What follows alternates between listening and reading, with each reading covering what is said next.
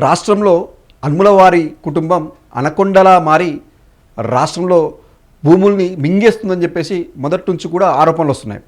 ఎప్పుడైతే ఈ రేవంత్ రెడ్డి గారు ముఖ్యమంత్రి అయ్యారో ఆ తర్వాత నుంచి ఆ కుటుంబం ఎక్కడ ప్రభుత్వ భూములు కనిపించినా ప్రైవేట్ భూములు కనిపించినా దానిపై కన్నేసి కబ్జా చేస్తుందని చెప్పేసి కూడా మొదటి నుంచి గత 2.5 ఏళ్ళుగా చాలా ఆరోపణలు వచ్చాయి. అయితే ఇప్పుడు మరో కుంభకోణం జరిగింది. రేవంత్ రెడ్డి కుటుంబానికి అక్రమంగా 200 కోట్ల విలువైన భూమిని కేటాయించారని చెప్పేసి ఇప్పుడు బీఆర్ఎస్ పార్టీ ఆరోపణలు చేస్తుంది. ఇది ఆరోపణలే కాదు, దానికి సంబంధించిన ఆధారాలతో సహా ఇవాళ బయటపెట్టింది. ఏంటి అసలు ఆ కుంభకోణం ఏంటిది, దాని వెనుక ఏం జరిగిందనేది కూడా మనం చిన్నగా తెలుసుకునే ప్రయత్నం చేద్దాం. అయితే రేవంత్ రెడ్డి గారి సోదరుడు కొండలరెడ్డి గారు ఒకటి కంపెనీ పెట్టిండు. ఏంటంటే టెస్రాక్ట్ అడ్వాన్స్డ్ సిస్టమ్ ప్రైవేట్ లిమిటెడ్ అని ఒక కంపెనీ పెట్టిండు. సరే, కంపెనీ అంటే ఎవరైనా పెట్టవచ్చు, ఆయననే కాదు ఎవరైనా పెట్టవచ్చు. అయితే ఆ కంపెనీ పెట్టి ఆ కంపెనీ పేరుతోని ఆయన ఎక్కడైతే ఇప్పుడు హైదరాబాద్లో ఒక 5 ఎకరాల భూమి అంటే 200 కోట్ల విలువైన భూమిని ఆయన తీసుకుని ప్రభుత్వం నుంచి ఎంతకు అంటే 200 కోట్ల విలువైన భూమిని కేవలం 7.5 కోట్లకు మాత్రమే ఆయనకు అప్పగిస్తూ జీవో వచ్చింది. అయితే ఇక్కడే అసలు పిస్తుంది ఏంటంటే ఏ సంస్థ అయినా ఏ కంపెనీ అయినా మనం పెట్టుబడులు పెడేటప్పుడు వచ్చినప్పుడు ఆ కంపెనీకి వచ్చంటే ఆ కంపెనీ పెట్టే పెట్టుబడులు బట్టి అక్కడ ఎంతమందికి ఉపాధి దొరుకుతుందని బట్టి ఆ ప్రభుత్వాలు ఒక ఐటీ పాలసీ ప్రకారంగా కొంత భూమిని కేటాయిస్తాయి. అది ఏ ప్రభుత్వం ఉన్నా ఎవరు పెట్టినా, అది రేవంత్ రెడ్డి తమ్ముడైనా ఇంకెవరైనా కేటాయిస్తుంది, అది సర్వసాధారణం. అయితే ఇక్కడ అసలు ట్విస్ట్ ఏంటంటే ఈ టెస్రాక్ట్ అడ్వాన్స్ సిస్టమ్ పేరుతో ఉన్న కంపెనీ ఎక్కడ ఉందని చెప్పేసి చూస్తే ఒక పటాన్చెరులోని ఒక ఇంట్లో ఒక చిన్న ఇంటి అడ్రస్తోని ఈ కంపెనీ నమోదైంది, అడ్రస్. అంతేకాదు, ఇంకో చిత్రం ఏంటంటే ఈ వెబ్సైట్లో అంటే ఏదైతే ఈ కంపెనీకి సంబంధించిన వెబ్సైట్ ఉంటుంది కదా, ఆ వెబ్సైట్లో కామన్గా ఆ డీటెయిల్స్ అని మనం పెట్టుకుంటాం వెబ్సైట్లో. అయితే ఆ వెబ్సైట్లో ఏం చేశారంటే ఫోన్ నెంబర్ ఉంటుంది కదా, ఫోన్ నెంబర్ ఏం పెట్టారంటే 1 2 3 నుంచి అంటే 1 నుంచి 9 వరకు కంటిన్యూగా నెంబర్లు 1 2 3 4 5 6 7 8 9 దాకా ఈ శ్రీ చైతన్య నారాయణలో ర్యాంకులు ప్రకటించినట్టుగా 1 to 9 వరకు ఫోన్ నెంబర్ పెట్టారు. అంటే ఒక కంపెనీ పెట్టినప్పుడు ఆ కంపెనీకి సంబంధించిన డీటెయిల్స్ అన్నీ అలా పెట్టినప్పుడు ఫోన్ నెంబర్ ఎట్లా ఎందుకు పెడతారు? ఒక కంపెనీ ఒక ఇంట్లో ఎందుకు ఉంటుంది? ఒక ఇంటి అడ్రస్తో ఉండదు కదా. ఇప్పుడు ఇక్కడ పెట్టుబడి పెట్టడానికి వచ్చినప్పుడు ఒక పెద్ద కంపెనీ ఉంటుంది, దానికి ఒక వ్యవస్థ ఉంటుంది, కొంతమంది ఎంప్లాయీస్ అక్కడ పనిచేస్తూ ఉంటారు.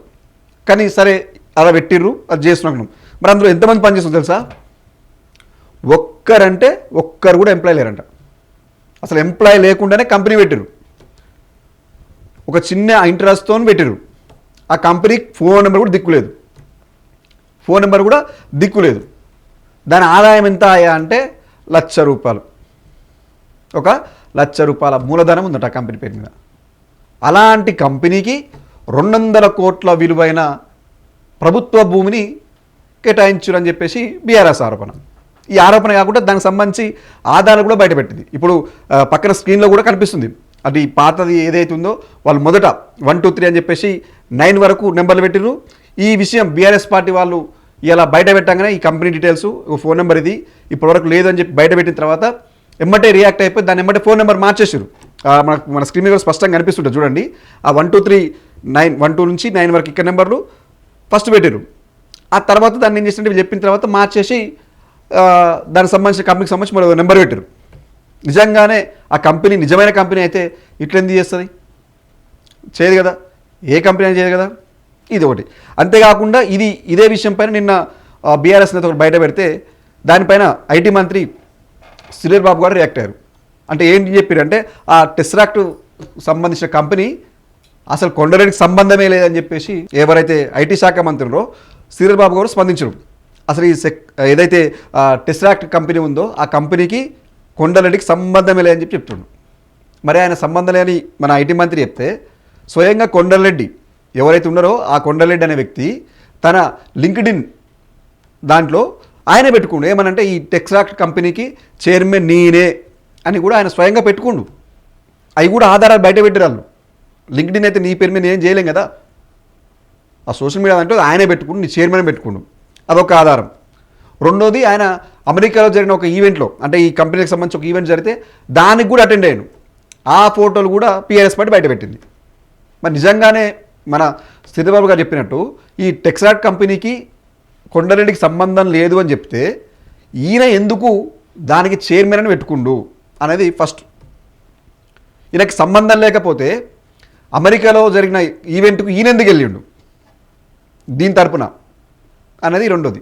మరి వీటికి కూడా సమాధానం మీరు చెప్పాలి కదా. ఎందుకంటే ఇది ఏదో చిన్న ఇది ఒక వ్యక్తికి సంబంధించింది కాదు, రాష్ట్రానికి సంబంధించింది.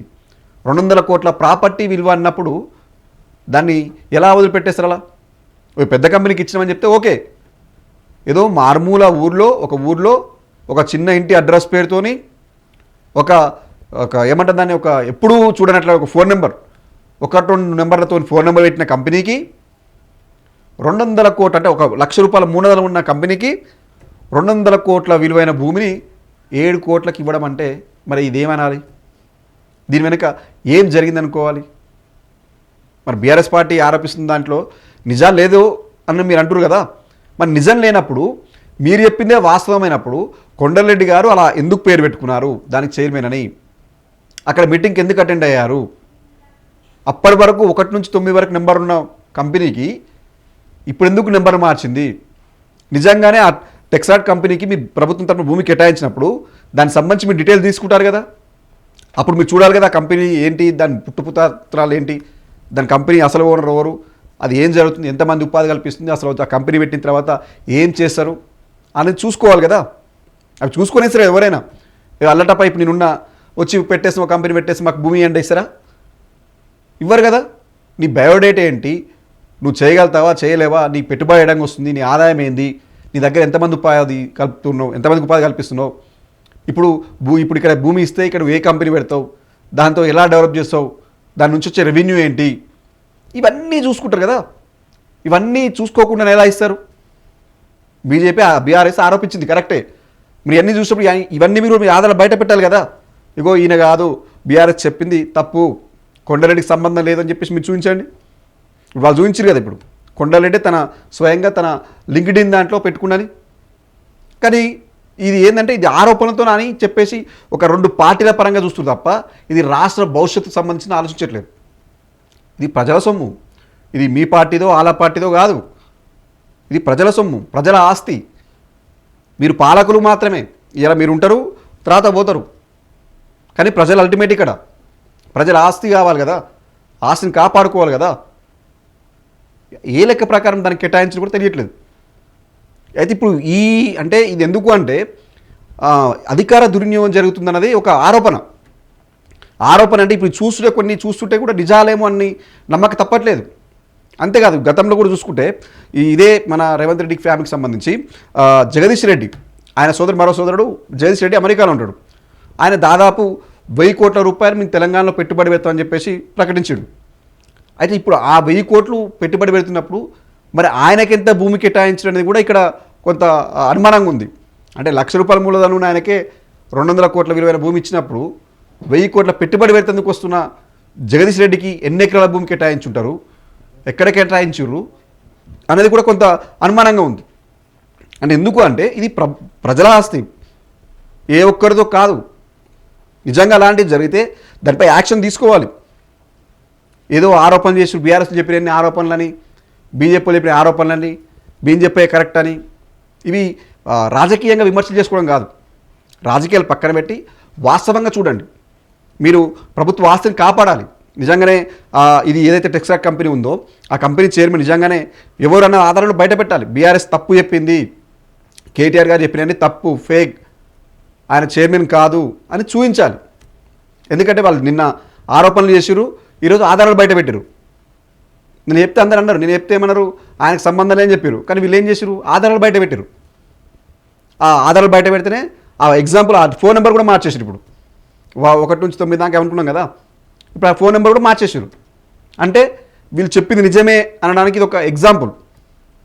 సో కాబట్టి ఇదేంటంటే రాజకీయాల విమర్శలు ప్రతివిమర్శ పక్కన పెట్టి ఒక ఆరోపణ వచ్చినప్పుడు ఆ ఆరోపణ నిజమెంత ఉంది, నిజంగానే అంటే పొరపాటు చేయడం సహజం, ఆ పొరపాటు చేస్తే ఏమన్నా దాన్ని సరిదిద్దుకోండి. ఒకవేళ అదే కంపెనీకి అలా ఇచ్చినప్పుడు 1 లక్ష రూపాయల మూలధనం ఉన్న కంపెనీకి 200 కోట్ల భూమి 7 కోట్లకి ఇచ్చినప్పుడు దాన్ని సరిదిద్దుకొని వెనక్కి తీసుకోండి. అంటే ఇది ఒక్కటే కాదు, ఇట్లాంటివి ఎన్ని జరిగినాయో కూడా కొంచెం అనుమానమే కదా. ఒకసారి తప్పు జరిగిందంటే తప్పులు జరుగుతున్నాయని చెప్పేసి అనుమానాలు ఉంటాయి. కాబట్టి ఈ ప్రభుత్వం ఇప్పటికైనా కాస్త ఫోకస్ పెట్టి ఈ రాజకీయ విమర్శలు పక్కన పెట్టి వచ్చిన ఆరోపణని క్లారిఫై చేసుకుంటే బాగుంటుందని చెప్పేసి తెలంగాణ సమాజం కోరుకుంటుంది.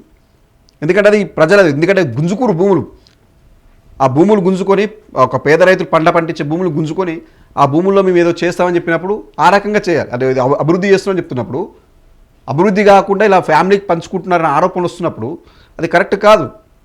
కాబట్టి ఇప్పటికైనా ఆ ఆరోపణలను రాజకీయ విమర్శలు పక్కన పెట్టి ఆ వచ్చిన ఆరోపణలు క్లారిఫై చేసి నిజంగానే ఇది ఆయన కంపెనీనా కాదా, దీనికి ఆ ఎలిజిబిలిటీ ఉందా లేదా, ఉంటే ఇవ్వండి, లేకపోతే యాక్షన్ తీసుకోండి.